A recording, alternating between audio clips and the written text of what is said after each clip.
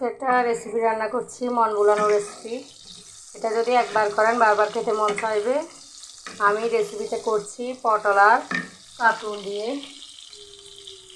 এখানে আমি পেঁয়াজ কুচি, দুটো পেঁয়াজ কেটে নিয়েছি, কাঁচামরিচ ফালি করে নিয়েছি, এই যে কাঁকরোল কেটে নিয়েছি।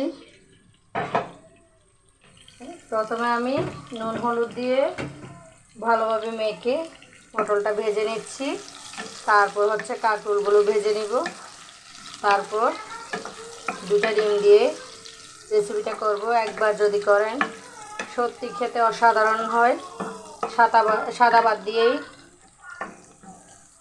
খেতে খুব ভালো লাগে, গরম গরম ভাতের সাথে খেতে অসাধারণ লাগে। ভেজে নিচ্ছি, সব কিছু আপনাদের সাথে অবশ্যই শেয়ার করব।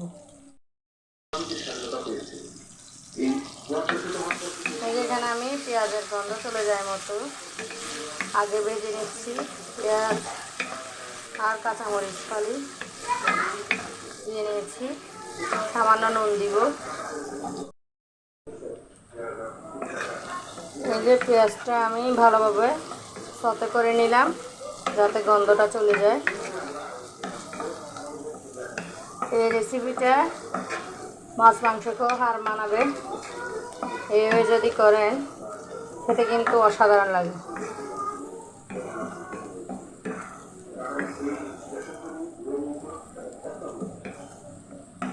এখন আমি ভেজে রাখা কাঁকরোল আর পটলটা দিয়ে নিলাম।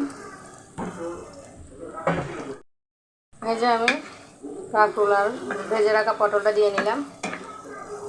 এটা এক পাশে দিয়ে আমি ডিমটা ভেঙে দিব। আমি নুন দিয়ে নিয়েছি, ডিমটা আমি এখানে ভেজে নিচ্ছি। সবজি অল্প তাই দুটো দিয়ে নেই, একটাই দিয়ে নিলাম। ডিমটা বড় বড় করে ভেজে নিলে বেটার। একেবারে মিশিয়ে না দিয়ে এভাবে বড় বড় করে ভেজে নিলেই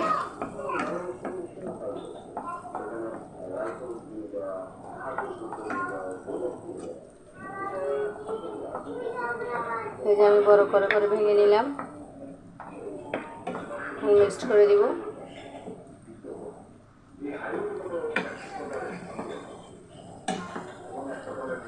এখানে একটুখানি গরম মশলা মিক্সড করে নিব, উপর দিয়ে ছড়িয়ে দিব। সুগন্ধির জন্য অতিরিক্ত দিবেন না, 2-1 চিমটি মাত্র। আমি একটুখানি দিয়ে নিচ্ছি স্মেলের জন্য। এই রেসিপিটা করলে কিন্তু সত্যি বলছি বাচ্চা থেকে শুরু করে সবাই খাবে, অসাধারণ হয় খেতে, লোভনীয় একটা খাবার।